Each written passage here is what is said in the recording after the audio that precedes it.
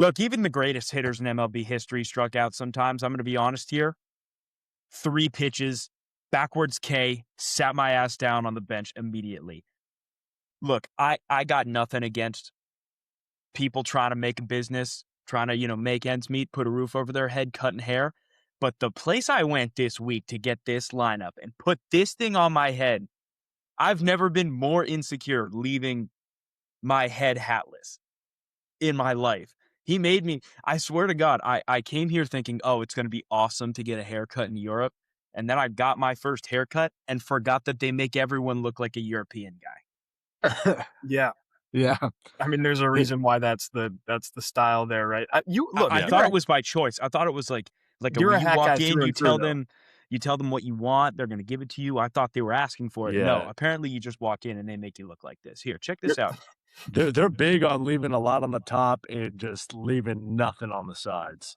That looks good though. I don't hate it. I don't hate it. I think it fits. I look like one of the guys on Leicester City who you would never, ever in a million years see take off his warm-up penny.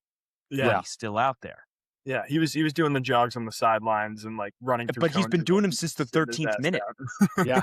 He's done 5.5 miles of warm-ups. And he does it when he gets called up to the Danish national sub. team too. Yeah, he does that at the national level too. This is a big win for the hat guy community. Ever since I started growing my hair out, I become more and more of a hat guy. Just out in social settings. Jack has kind of always been one. He wore a Greeley baseball all-star cap for like the first 12 years that I knew him, and then like upgraded to something different. So I mean, honestly, well, I didn't upgrade to anything. I just started flipping them backwards. Yeah. I am a big hat guy. I always have been, but I'm starting to like maybe try and be less of a hat guy. It. Yeah. But the problem is when you grow your hair out and it gets long, it becomes a style play for sure. It's an accessory. Yeah.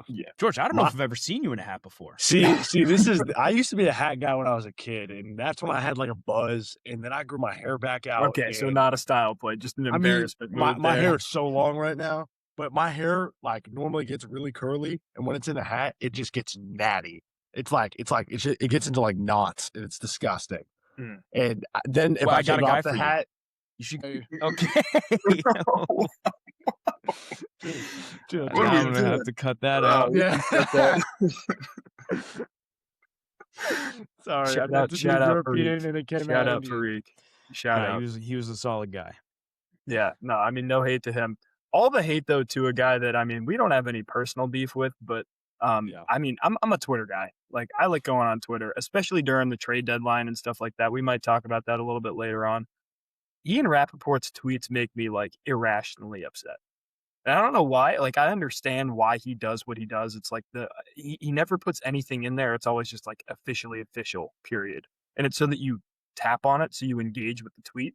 Just tell me what the goddamn news is. It's genius Your marketing. job to be an analyst. That's what you're I think supposed we got to do. the notification at the same time when you texted us about that the other day, because I was sitting there having looked at that notification and just tapped to see that the Eagles offensive line coach was retiring after 12 years or something along those lines that I would never otherwise click for, and being like, man, I just wasted my time. And then you texted our chat being like, I hate Ian Rappaport, and I know you did the same thing. Yeah, because I have to click on it. I got to know what's going on. Officially official or end of an era, and that's it. There's no in between. Yeah. And there's no way to differentiate through the news with it all just coming across our phone as officially official. Well, you got to look at it. That's the thing. Is like if you get Schefter, you can tell that you can tell that there's something in there that you like actually want to click on. Half of the time, it's just Ian Rappaport like retweeting other people's news, and it's like, well, isn't the point of being one of these guys that you're supposed to get the news out first? Yeah, isn't that the whole job? Like, what are they paying him to do? I'm Team Schefter all the way. You see, Schefter was reporting NBA stuff the other day. I know. He's even doing Shams out here. That's crazy. I mean, we've been missing Woj, and that's the truth of it, is that like that guy will go down as the greatest breaking news guy of all time. And I mean, Woj was so electric. He's with the Bonnies now, and we understand that. And Shams has kind of stepped in, a lot of lunch breaks on his end. That's a deep cut. Everybody knows, no context NBA. But like, yeah, Schefter's obviously the next man up, but he's more of an NFL guy. Yeah. And then you have Mr. Rumors himself, Brian Windhorst. literally just saying anything he wants and none of it being true. He's been saying Giannis is going to get traded since 2019. Like, Something's happening in Milwaukee. and I have sources who are telling me that he ate a cheeseburger and left the wrapper in the building, Windy. which means Windy I mean, look, I like Windy, but his entire career started by following around a high schooler. Now, that high schooler happened to be LeBron James. True. Yeah. It's true. That's a good point. I mean, shit, respect. Would you follow around LeBron James? We're never going to have a WNBA Windy. We'll never have No. Would I follow around LeBron James? Yeah, probably. We'll never have a WNBA Windy. Can't be seen following around a high school girl like that. It's a good point. That's true. It's a good point. And you know what? That's big for the game. It's also an indefensible position to be in if you're like, yeah, I'm just following this girl around. You know, she's going to be great one day. I'm just following her. Yeah. She's going to be the next Cheryl Swoops, guys. She's going to be the female LeBron. Yeah. Some 5'7" white girl in the middle of Orlando. Did you guys see that Caitlin Clark got called Peyton Pritchard by Reggie Miller and was like trying to pissed about it. Like that? Like she did a really good job not being like what to that comparison, but I thought that was funny as well. If we're talking about the WNBA, it's kind of accurate too. No, it's not. It's not accurate. If you're going league by league, it's not accurate at all. I guess like she wanted to be called Steph Curry though. Yeah. And everybody knew that. And Reggie Miller knew that too, by the way. He knew that Peyton Pritchard was not the answer he was supposed to give. Reggie Miller wouldn't have been a horrible answer. I know, but Reggie Miller would. I mean, the Indiana connection and the fact of their game styles. I think that was also Reggie. Reggie's sister is a great basketball player. I think she has the record still for most points in a game, in a high school game, for a woman basketball player. I think he was trying to be on the more side of everyone else in the WNBA and less aligning himself with Caitlin Clark, which seems to be a trend. Fair enough. Did his sister ever play in the WNBA, or was that not? I don't think it was a league. I don't think it was a league then, but like people say that she definitely played at UCLA though. Yeah, and she scored 1,000 points, and she also scored like 120 points in a high school game. Like, it's bananas. It's a lot of points. I believe her name is Cheryl Miller. I think you're right on that. Let's find that out. That's some ball knowledge if you knew that. Well, Georgia Facts checks that. This is one of our favorite episodes of the year. Oh, that's cash. It was Cheryl. That's cash. Let's go, dude. Yo, we're diverse and shit.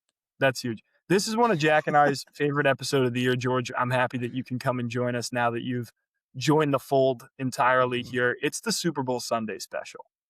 This is a big deal to us because there are so many props and games and little things that go on during the Super Bowl that don't happen in any other event. I'm going to have a bowl of buffalo chicken dip and some Tostito scoops by my side for the entire hour-long period and sit down on Sunday night to watch the New England Patriots take on the Seattle Seahawks. Now, first and foremost, I think we have to make mention of this.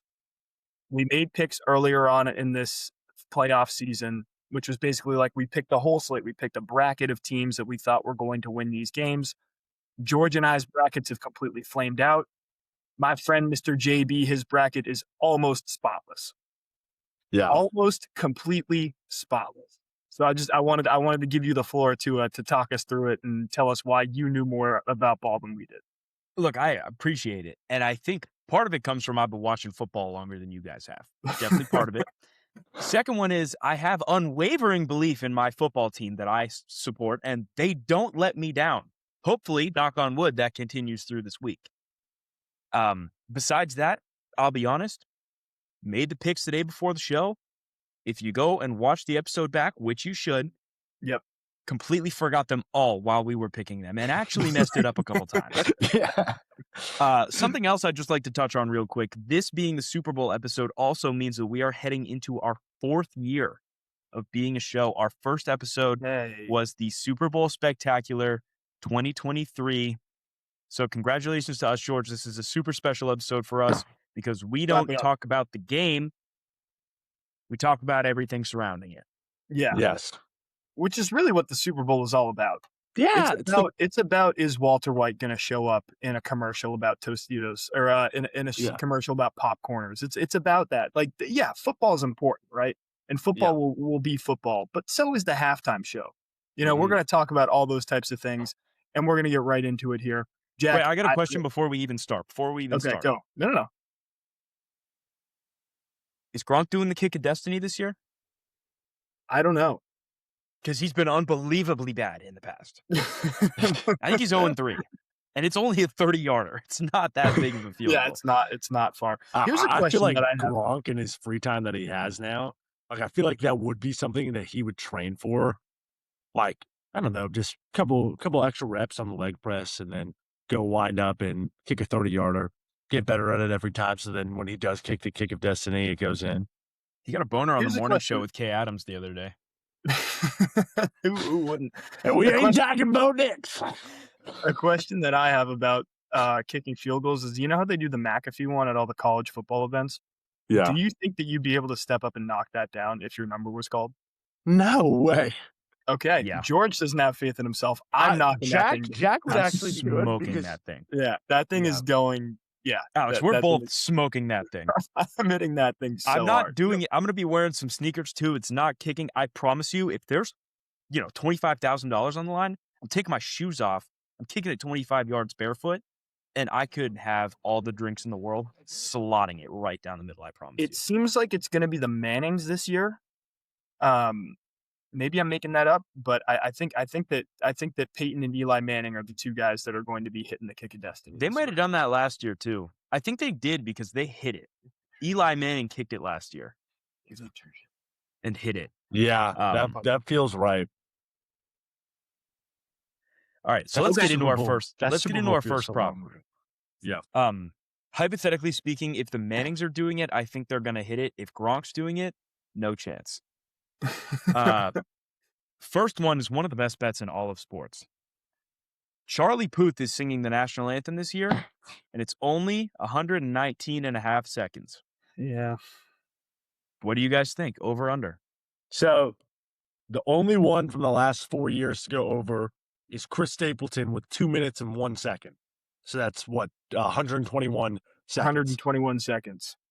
I think Charlie Puth will go under 119 and a half, and I'm very confident in that. He's changed up his style a little bit. He's not as slow as See You Again. He's got a little more dance tech funko, and then he's kind of in this jazz era, is what Al was telling me about. Yeah, I think he'll go fast. I actually have no idea. I just he did like a whole. He did like 3 days of jazz shows in That's what it was. Okay, so I'm not just making that up. I mean, dude, if you look at Charlie Puth's his discography, he's got songs with over 1 billion streams, like 4 or 5 songs with over 1 billion streams, which feels kind of nuts. I'm going to defend Charlie Puth a little bit here. Okay. Okay. I'm not giving him any Charlie shade. Puth's got maybe 1 or 2 bangers. He did post a video on his Instagram the other day about how he recorded a new song for his new album with Kenny Loggins and Michael McDonald. He's bringing yacht rock into 2026 with him. I love that. That's the guy I want singing my national anthem right there. Yeah. Okay. Tell you what. So tell me about it. So I got a pick here. Georgia went with the under. He's pretty confident in that. I'm right there with you, I think. I'm taking the under here for this one on the 119 seconds. I think Charlie Puth will get this one done for me. If he was 1 call away, I would tell him, that's a Charlie Puth pun right there. I would tell him. That's awesome. Jump out your window. I know it's right behind you. They don't give you screens at Ithaca. You can jump right out. I would tell him to stay under 119.5 seconds. I think that's a lock. I think that one, if we're picking every single one, I think that one is going to cash. You're going to listen back this episode, and you're going to hate yourself for saying that. I'm just letting you know, for making that pun. For making the pun. Oh, I thought you were for making that pick. No, I'm right there with you with the pick. Okay. Charlie Puth's a music guy. He's going to keep it quick. He's going to honor the anthem. I'm right there with you. I'm a big fan when we're 3 for 3. That means that the 0 for 3 the 0 for 3 compatibility it's up there. I mean, the national anthem is the obvious one, but probably the biggest prop bet that we're going to talk about today is heads or tails, because this is the make or break. It's the 50-50. It's the field choice. Who's doing the flip is super important. Let's talk about all those things right now. I'm going to start with you, George. George, who do you think is going to win the coin toss? Do you think the coin toss is going to be heads or tails? So, I was typing really quickly and hoping that you wouldn't come to me first because I was going to look up a little history because I didn't prep for this one. But I'm going to give you a gut answer. Seahawks logo. Okay. This is a preamble. I think that they're going to win the Super Bowl. They have a head in their logo, so I'm going with heads. Follow my logic, and you'll go down a path of greatness. Okay, I don't like the heads pick at all. I don't like that at all. Yeah. Is it because of what I said going into it before I said heads? Is it possibly that? I probably shouldn't be saying that to two Patriots fans, but no, I mean, we'll talk about the game eventually. I don't know who's doing the flip this year. This was an issue last year too, is that they don't announce it. That feels like it plays a really big role because, I mean, you know, we've seen Donald Trump flip the coin before I make my pick, and he kind of just like threw it in the air and then it like landed.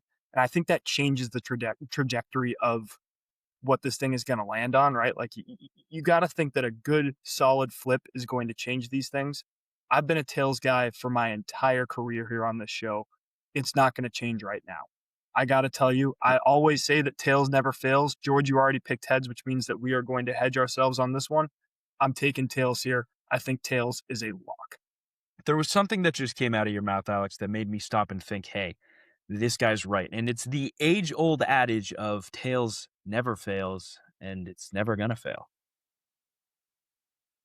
I'm taking tails. I'm right there with you, Al. I've been down the heads route before, and it broke my heart. Yep. Couple times, actually. Again, this is our fourth.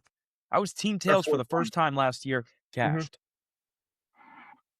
I'm riding with tails. I like tails as well. I think that, like, also with the coin toss, it's like which if you are wrong, would you rather you were wrong on heads or wrong on tails? And I think you'd rather you were wrong by picking tails because, again, the adage is it never fails. Heads isn't going to come up again this year. I think it was tails last year. Am I right? Yeah, because last year I swept my picks. It's true. Jack had a really good prop bet pick there. So I think that, George, your logic is like too logical for the coin toss, which is a big problem. And you're gonna need to get that phased out by the time that we get through all of these props here. The next one we have on our list actually pertains to the game, which is kind of important here. Who's going to call the first timeout? Is it going to be the Patriots or the Seahawks in this one? George, I want to get your thoughts first. So I think it's going to be the Patriots, and I'll walk through my decision a little bit. He's getting too logical again on us. He just made this mistake. Very analytical. He just made this mistake. I think it's going to be the Patriots. So the Super Bowl's on the West Coast. Seahawks are going to travel well. We always know the Patriots travel well. Patriots fans got that moolah to spend that dime to go to the Super Bowl. Whether they're real fans or not real fans, that is to be determined. But I think it's going to be a loud stadium. There's going to be miscommunication. This is Drake May's first real playoff run. I know it's Sam Darnold's first real playoff run too. I just thanks for the honking. Thanks, dude. I think everyone got your point.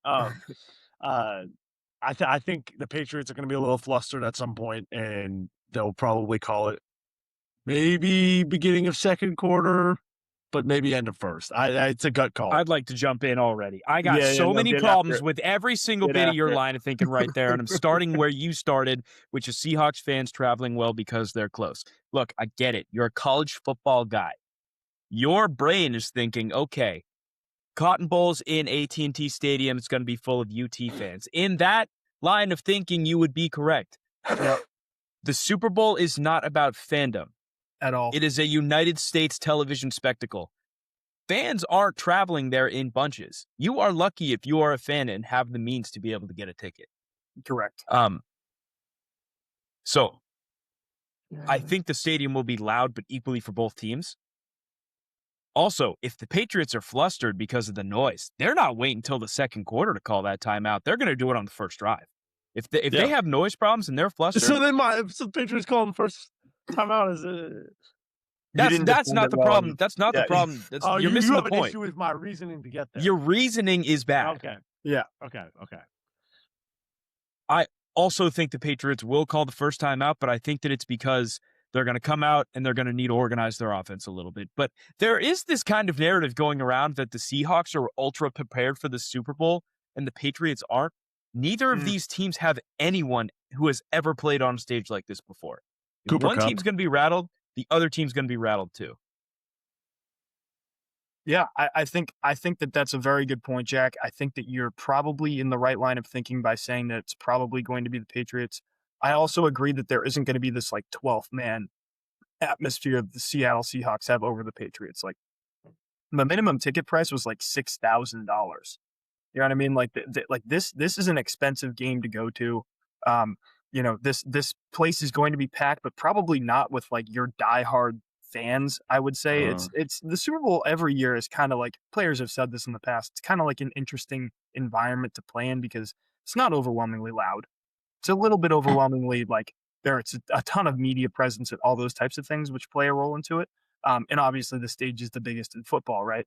But I simply don't think that the fans are going to be the thing here. I mean, if you look at penalties across the board for both of these teams this year, it's 100 total penalties to the Seahawks, 99 total penalties to the Patriots. Like they're neck and neck there. So it does come down to execution. I think it'll probably be the Patriots to call the first timeout. Probably at the end of the first quarter, if I had to say something similar to you, George. But I think I don't have a great reasoning as to why that is. I don't think that it's going to be like, there's some grandiose reason why the Patriots had to come out and call a timeout. I just think that that's the nature of the first half. Whoever has the ball twice in the first quarter will probably call a timeout. All right, let's move on to the next prop bet here. Yeah. Who commits the first penalty? George, I'm going to go to you first here, and I'm not going to pick on your reasoning. No. I'm not going to pick on your reasoning every time. I'm only going to do it when it's bad. Patriots player. I think. Oh, and I like him a lot. He's got the right mojo. He's got one of the best draft interviews. Post draft, post getting drafted interviews. I think it's going to be the Patriots, and I think it might be Will Campbell. It's been a little rocky. I'm not trying to shit on the boy, but DeMarcus Lawrence on that side is living for this. I mean, I'm not trying to just pick on the guy.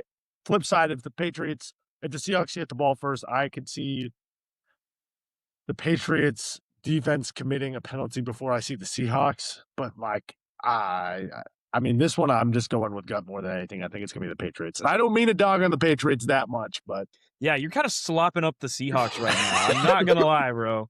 You gotta go wipe up. It's unsurprising. Yeah, it's unsurprising that you would say something about Lawrence, considering he's a Cowboys fan. And he left us in like the most distasteful way. But any notion of dem boys is something that you're going to be into, and that's just that's who you are, and that's fine. I think that this will overall be a pretty low penalty game just across the board. That's at least what I'm hoping for. Again, this is one that's like a real 50-50 because I do think that whoever gets the ball first is probably going to be. I think the penalty will come on offense rather than on defense, which is interesting. I don't know why I think that, but I just think that these defenses are super disciplined, and these offenses are the things that you have to be like, okay, well, maybe there's a question mark with Sam Darnold at quarterback. Maybe there's a question mark with the fact that the Patriots, Drake May's shoulder has been bothering him, some other stuff. Like, what is going to happen with these offensive lines? Are they going to jump? Like, that would probably be my guess is an offsides penalty on the offense. That being said, I think it comes down to who gets the ball first, which means that I got to pick who's getting the ball first. And in my mind, I think the Patriots are getting the ball first. And because of that, I'm going to take the Patriots to have the first penalty in this game.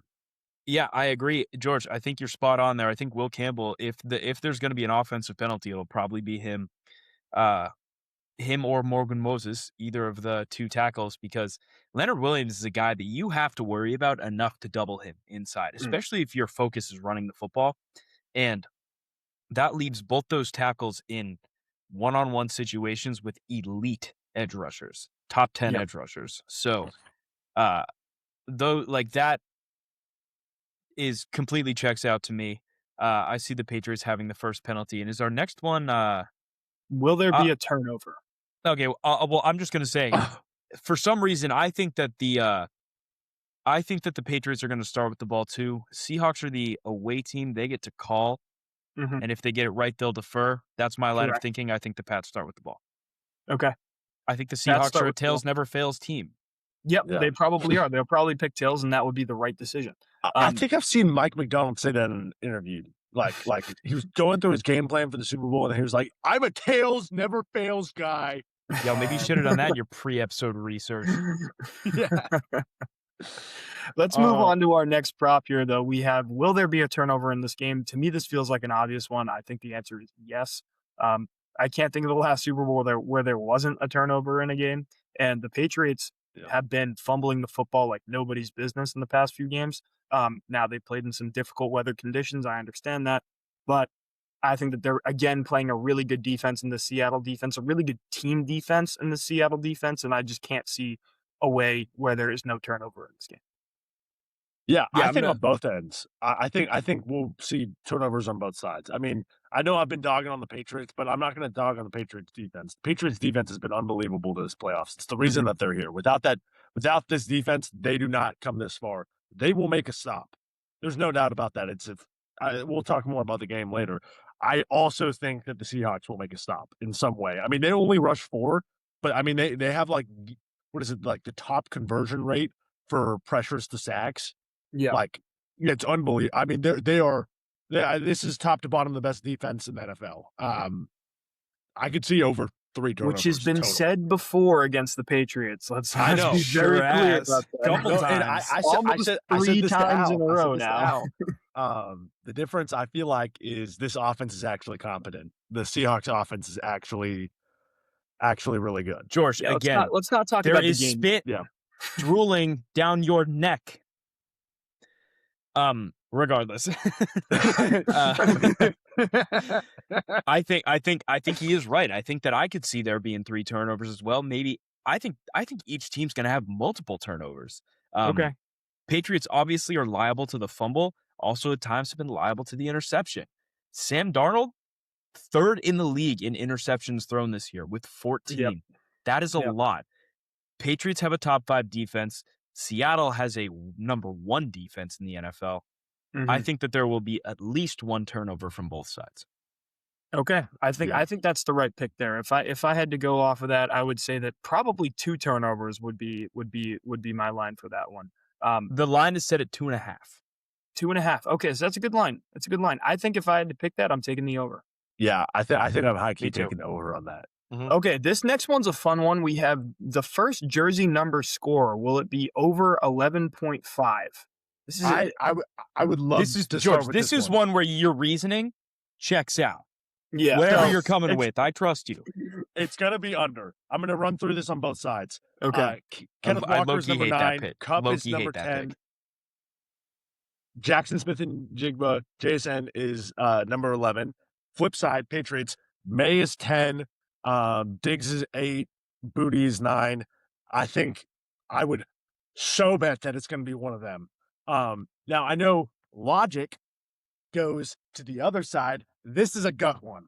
They're the 6 or so best. I mean, obviously, we're leaving out the Patriots running backs, but like they're the 6 best players on both of these offenses. I don't see how that's not the first touchdown. I think it depends on which team scores first. If the Seahawks score first, it's going to be one of those guys, unless it's Zach Charbonnet, who's number 26 and scores but he's a out. lot. Oh, he's out? He's been out. Oh, I didn't see that. I thought he was playing. No, he might be. Yeah, he's tore his ACL in the divisional against the 49ers. Holy shit, I didn't know that. No, that's why. That's never why. mind. Never mind. Guy's Europe on the mind here. He doesn't. I mean, the game started. I had to get the spit off my neck at 2 a.m. Game started at 2 a.m. Tough place to be.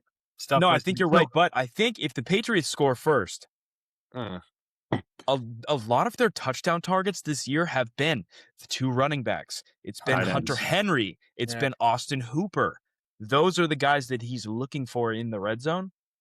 And like maybe a little Mac Hollins action. He's above 11 for sure. He's 13. So I think you're right. I think it's just which team scores a touchdown first. And but I'm so gonna ride with you because I'm sick and tired of not being on your side and being kind of a dick towards you, George. I'm gonna trust your reasoning and take your side here.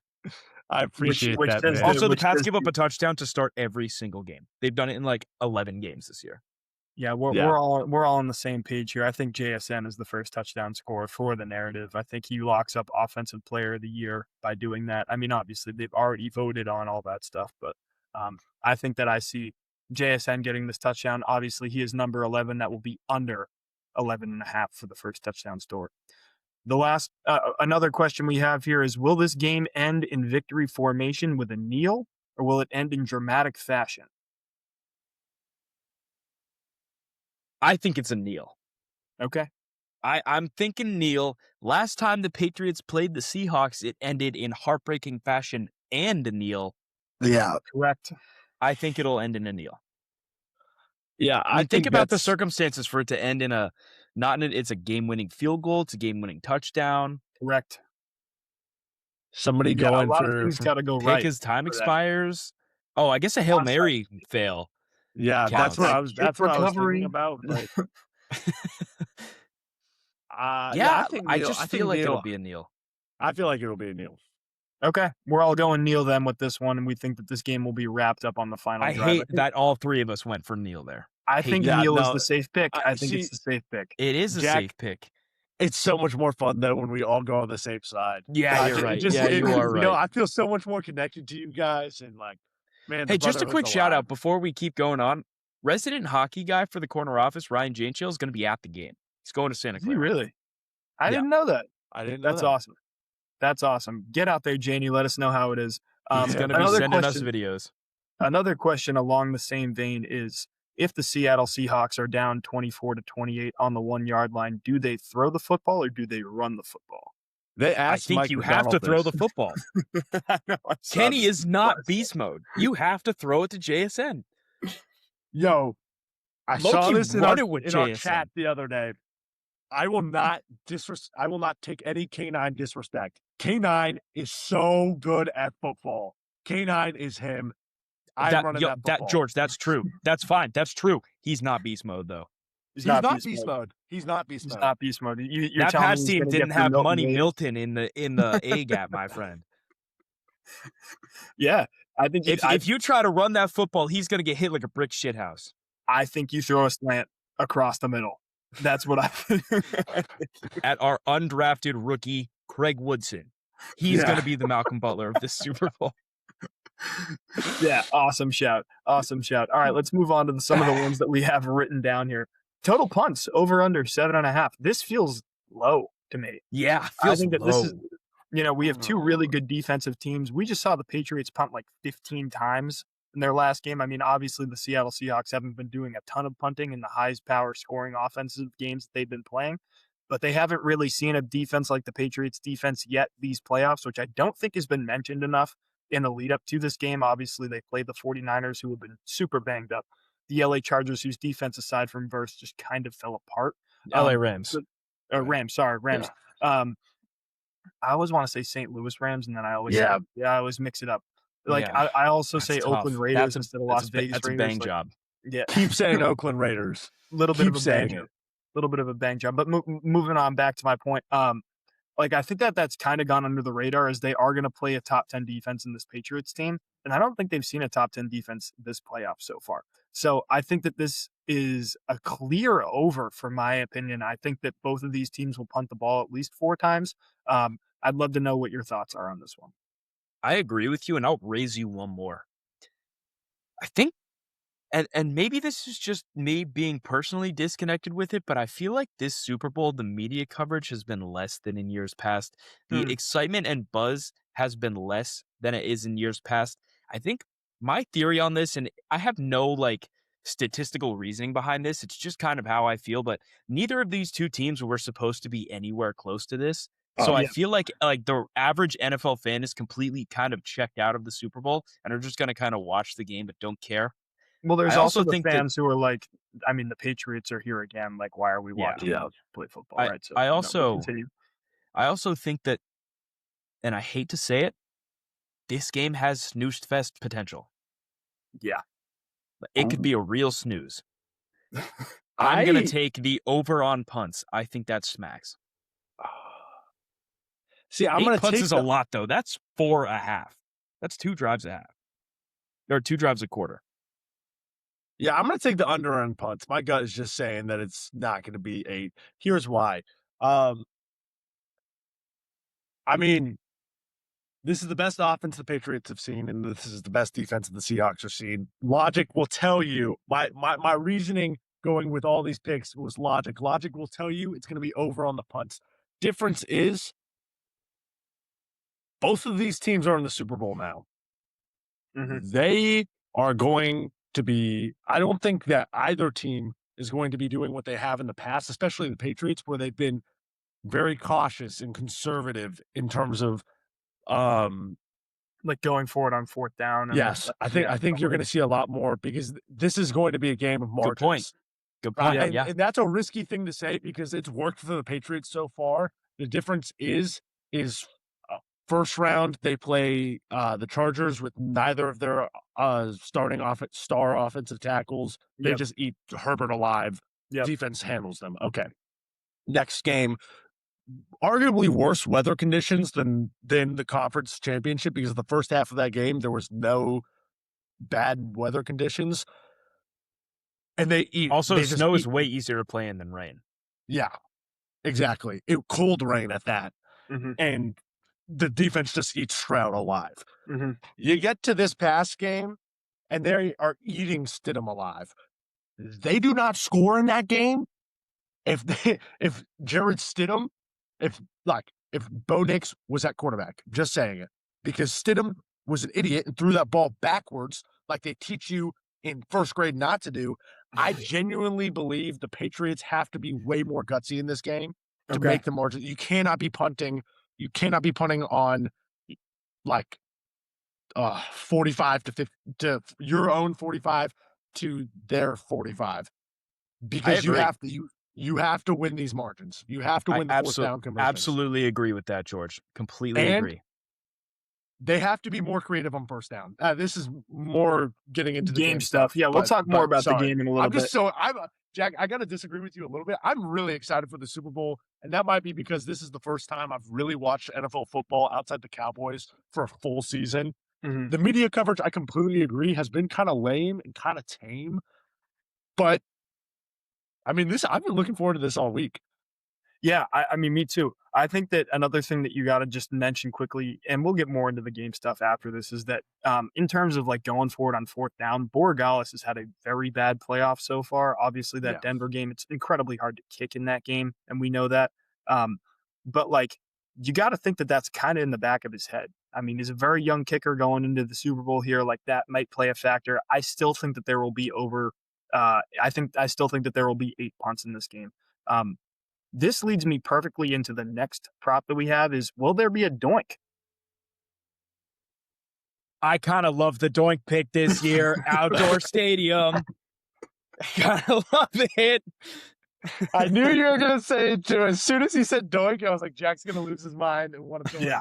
Yeah. This guy loves it. This guy loves a doink. This guy loves a doink. I don't want to jinx him, so I'm going to knock on wood. I can't see Myers doing it. And honestly, I don't know if I see Borregales doing it. I feel like he's going to miss it. Did I say that right? I see Borregales doinking. Borregales. Yeah. I think if it's going to be anyone, it'll be Borregales.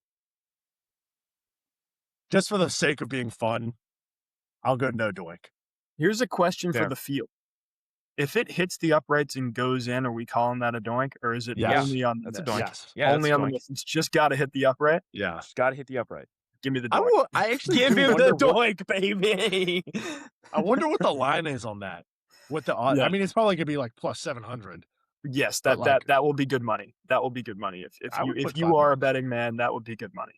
I am not a betting man, but those of you it's who only are, plus 600. Oh my goodness, that is offensive, according to Gambling 911. That's quite a website. It's like all the DraftKings ads. If you are in these states and have trouble with gambling, please call this number. If you're betting on if there's a doink in the Super Bowl, you should probably just hang them up after that one. I don't know what you're talking about, Alex. We're about to talk about betting odds for the Gatorade color, and you have that to say about doink? There's odds for water. There are people out there betting mortgages on it to be water. Yeah, it's crazy. So, hey, but don't skip the halftime show before we get to Gatorade color, all right? Yeah, Bad Bunny's doing the halftime show. He just won the Grammy for Best Album of the Year. What is the first song that Bad Bunny is going to play coming out of halftime? George, I know you have a take here. I'd love to hear it.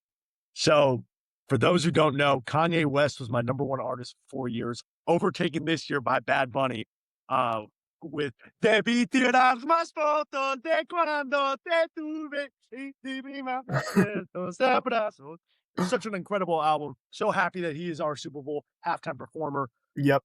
Gotta say, it's going to be Nueva York because that will be the perfect rhythm and vibe to then transition to any of Bad Bunny's discography. It's the perfect encapsulation of what he feels about Puerto Rico and heritage and home. And it's fun.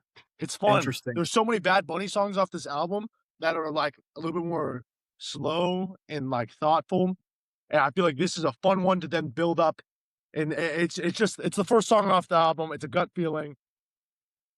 And it would fire me up. I'd be out of my seat. My hips would be moving. I think it's a great take, George. And honestly, since you said it, I have to say a different one now. George put me onto this album, and it also became my top listener this year. Mm-hmm. Swept my Apple Music Wrapped. Anyone who is upset about the Bad Bunny halftime show has clearly never listened to Bad Bunny. Because if you did, you would completely feel the other way. And it's offensively obvious how clear that is. My first song is going to be Titi Me Pregunto. That is the first song to play. Dude, think about the intro to that song. Yeah. Lights off, and then bang, right into the rhythm. That's what I'm picking. All right. I mean, we're going with three different one here's. I mean, look, I love this album too. I mean, my brother loved this album. All the boys at GW seem to love this album. So I'm gonna go with potentially the second most popular song off of it because I feel like he's gonna come out with some heat and then go to maybe a different album, bring it back, and then obviously DTMF will probably be the last song that he plays. Yeah. I think Baile Inolvidable is a really good pick. It's a great pick. It's a great pick. No te puedo olvidar. No te puedo borrar. Tú me enseñaste que es. Yeah, we'll be tuned into that. This is the effect that he's having on the American population right now. Yes. Dude, he's bringing swags back to the American people. Yeah, swag back to the Puerto Ricans. I mean, I gotta say one thing on this. If you are uneducated about Bad Bunny and the music he makes, the perfect thing to start with is his past album. Correct. It's an homage to Puerto Rico, to home. It's literally the album title is I Should Have Taken More Pictures. It's literally just about like reminiscing in the great times. Please check it out. Yeah, I mean, shameless plug for Bad Bunny. We love him. I mean, he's obviously the most popular artist in the world. We're going to be tuned into this halftime show. I'm going to be super excited to see it just because, like, I mean, in halftime shows in years past, I haven't really cared as much. I mean, I liked the Kendrick Lamar, Eminem. What was that one? A few years ago, Kendrick Lamar was good. Eminem, and then they had like the whole like history of rap. Snoop Dogg, like that was a I cool like that one. That one was good. Yeah, you know, so like I will be tuned to see what happens in this one. But look, the final prop, the big baby of all of the props is coming up. And this is the one that we get excited about every single year because you never know. And there are so many factors that go into this. And the most important factor is who do you think is going to win the Super Bowl? It's what color will the Gatorade be? Yeah. It's a great question. I'll let y'all tee this one off. It comes down to who you think's going to win the Super Bowl. I got to take no one's ready for. Okay. Jack, we'll start with you. None of these colors go well with navy blue, which is what the Seahawks are wearing. None of them go well with it. Just something to think about. Obviously, I think the Patriots are going to win this football game. And what color on this list would look great on a white Patriots uniform? Give me red at plus I- 1,100 odds. Give me red for the big game. Go big or go home, baby. Lock it in. I don't hate it. Look, I'll be the first to tell you. I've flip-flopped back and forth as to who I think's going to win this game. I like your navy blue take. I don't know which of these colors is going to look the best on navy blue. But the answer is that I don't care. Okay? I care about those white jerseys at the end of the day. And when I'm taking the Patriots to win the Super Bowl, I think that they're going to be splashed in cool blue Gatorade. White on blue, Patriots are going to win the Super Bowl. Love that take from you, man. That is good stuff. So back in 2014, when the Seahawks beat the Broncos, they put orange on. They were prepared with orange again, apparently, in 2015. But then some dude named Malcolm Butler said, "Ha ha." I think the gut decision is you go with blue because it's just easy. Orange is the best odds. I'm going with history.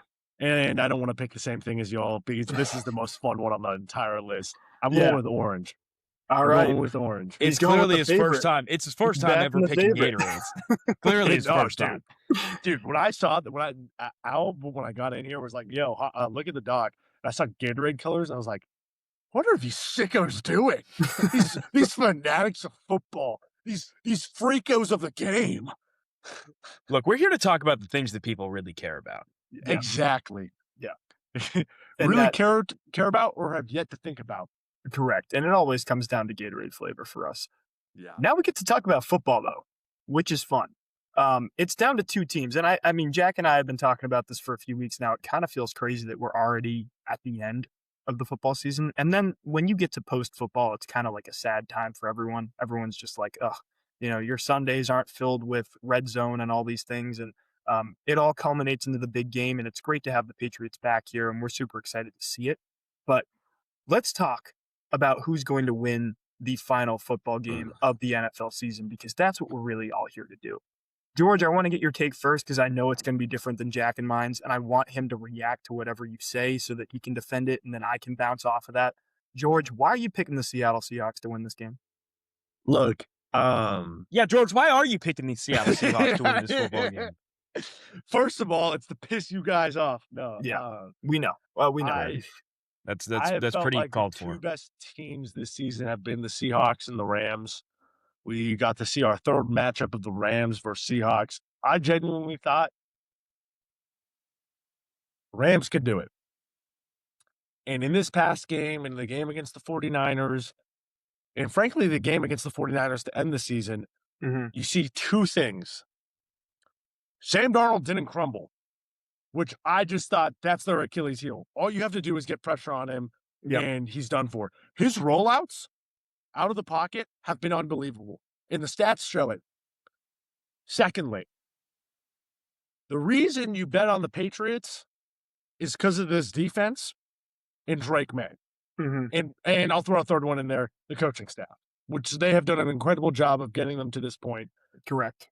I hate myself for saying this because I love the kid so much, and the Super Bowl media coverage I have seen from Drake May just makes me love him as a guy even more.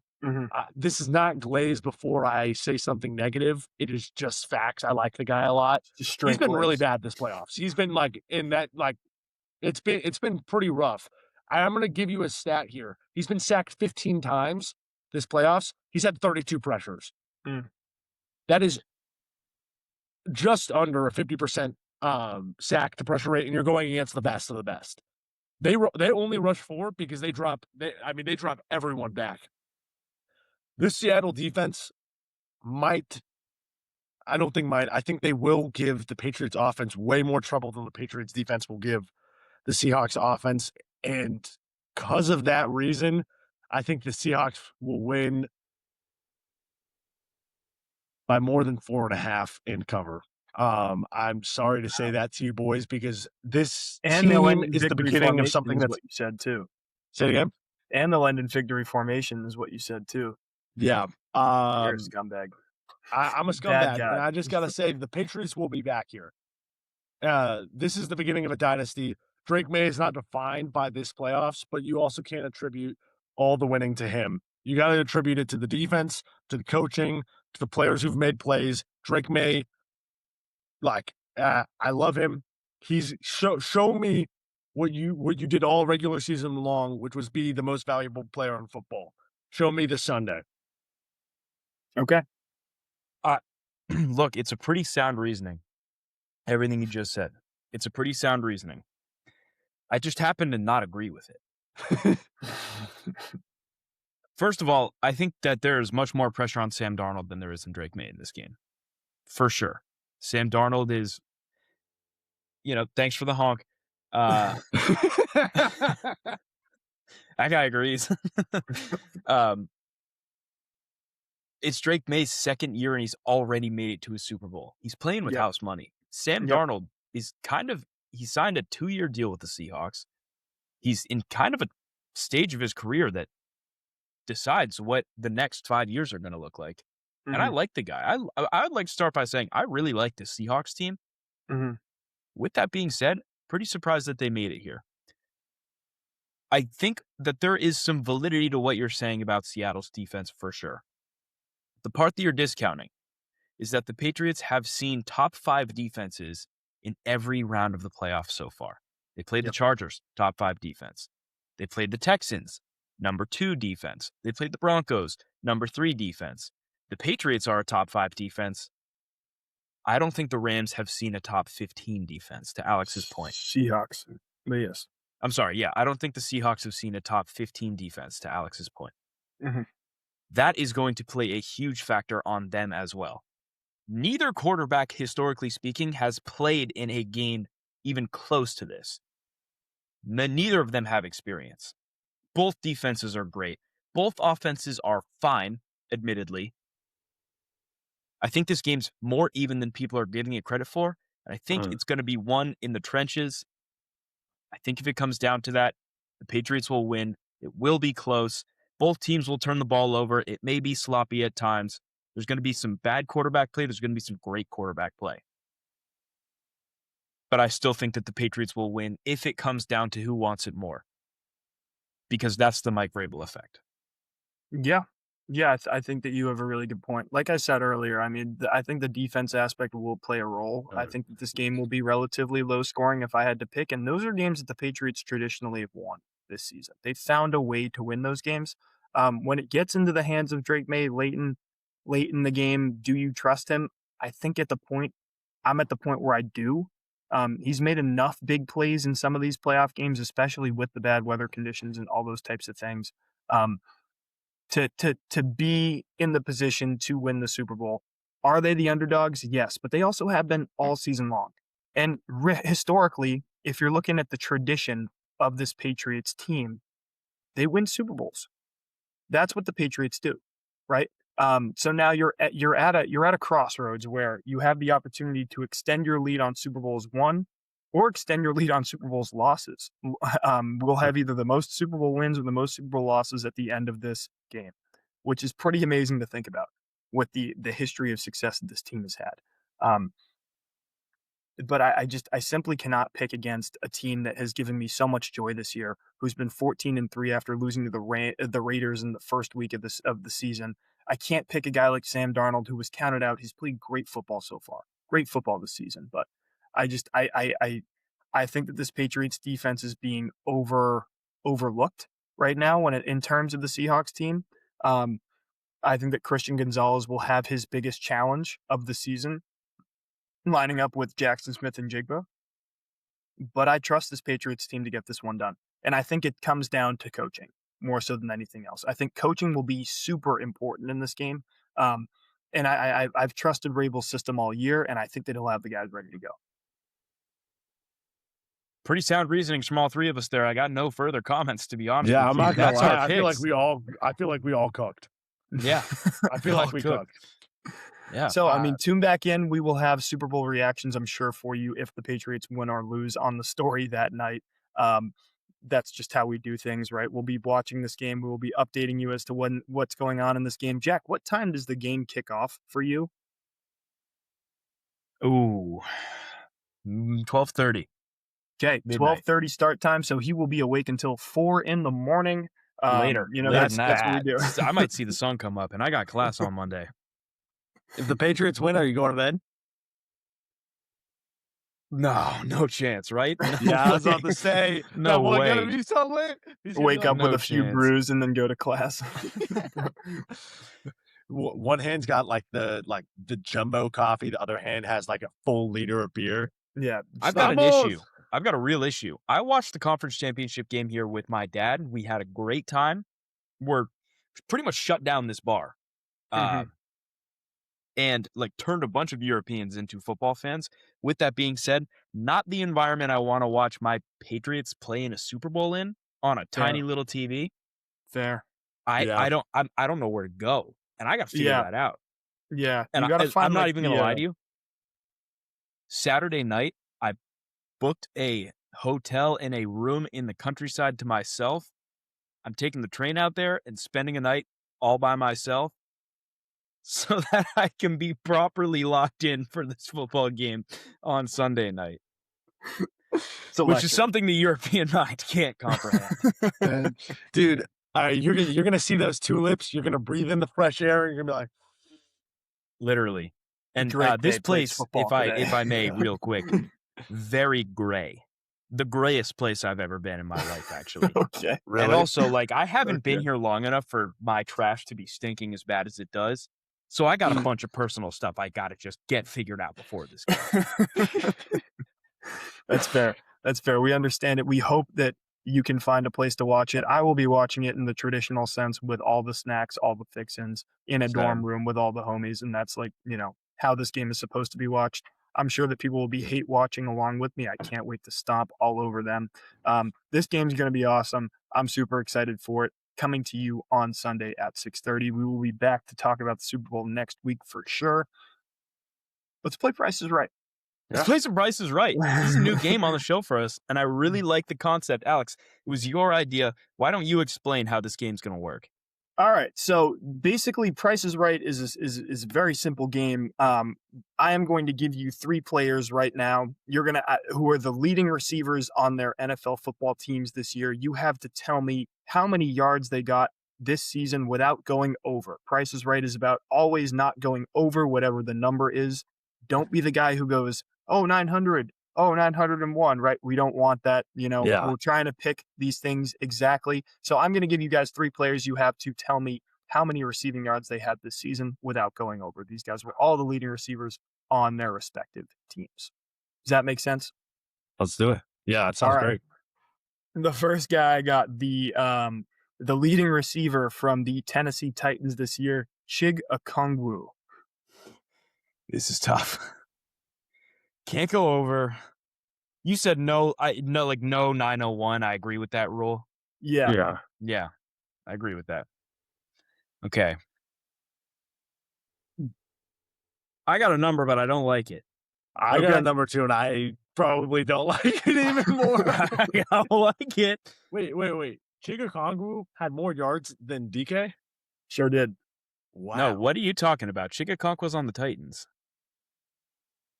Yeah. Yeah, DK's on the Titans too. DK Metcalf? No, not DK Metcalf. No. DK didn't have. Oh, I know you're talking about. He didn't have that many yards. He was like a return specialist for them. Oh.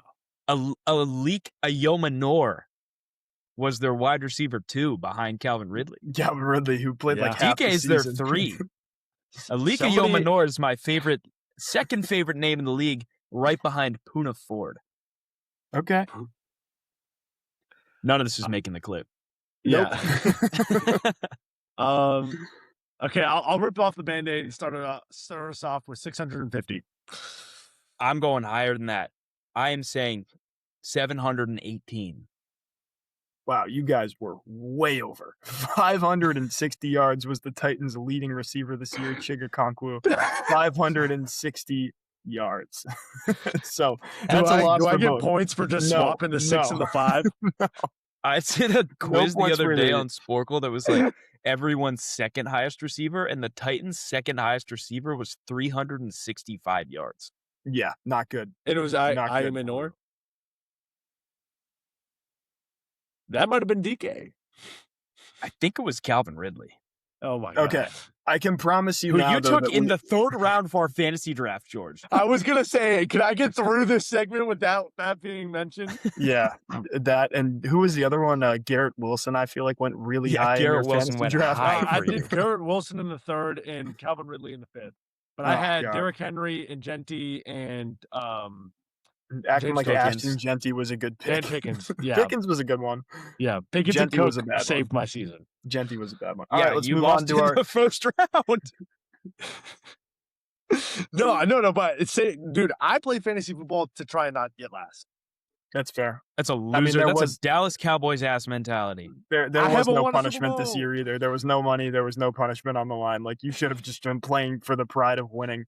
Okay, we're getting to our second guy here, leading receiver from the Miami Dolphins, Jalen Waddle. How many yards did he have? Okay, I'm gonna shoot at a number and see where it lands. You said he's leading receiver, right? He was the leading receiver. Yeah. 897. Don't Okay. hate it. Missed some time this year. A couple games he missed. Definitely didn't crack 1,000. I'm gonna say 758. The answer was 910 yards from Jalen Waddle. George, that's a Wow. point for you, dude. 897 George. was real close. Real close. Dude, That was I a great almost guess. said 911. I'm not even joking. I almost said 911. That would have been heartbreaking. would've been Straight up, that would have been heartbreaking. All right, I got one more player here that you guys got to tell me how many yards he got this season. He is the New York Giants leading receiver, Wan'Dale Robinson. Oh, I know this. You know it off. Yeah, you George know it? knows the number. 1013, I'm pretty sure. Okay, 1,013. I said it first. We both said 1,013. Is it Take a something guess. like that? You Jack, dumbass. take a Why'd guess. you go first? Jack, take a guess. How much? 1,018. 1,014. That's bullshit. It was lined up What am I directly for you supposed to take do? it. You're supposed to go one over because He talked about it on the show. No, you said I couldn't do that. Yeah, no, I know, I did, but He I thought talked, that maybe Alex, you were on the making show a- 2 weeks ago, he said the exact number. All right, whatever. That's bad. George, Yeah. I mean, credit to you. Credit to you. You know your ball. When I see a Um, number, it just gets stuck to my head. Yeah, I mean, it was off by one, but like, Yeah. pretty good get from you. Pretty good get. Jack, you got a list of guys too as well, right? This is The Price is Right. How many interceptions did Tua Tagovailoa throw this year? 14. George's God, guess Sam. is 14. So Darnold was second in the league with 14. I can't help you. I know he got benched though at the end of the season. I'm gonna go with 12 interceptions for Tua. Tua Tagovailoa had 15 interceptions Damn. this year. Bastard.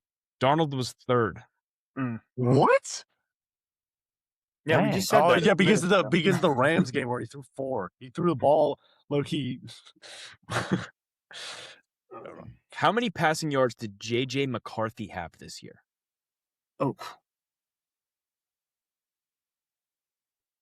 George, you I want me don't- to pick first here? Or? I'll go first here and just rip the Band-Aid off. And 1,400. That feels Did he- high. 1,400 does feel high, doesn't it?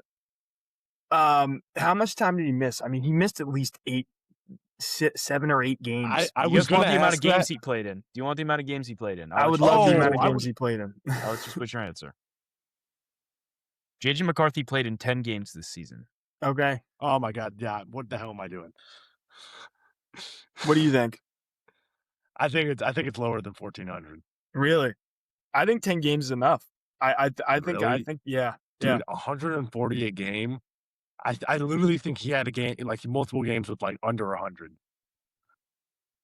The only game where he was balling out was against the Cowboys. I think he had All right, 300 go that ahead. night, too.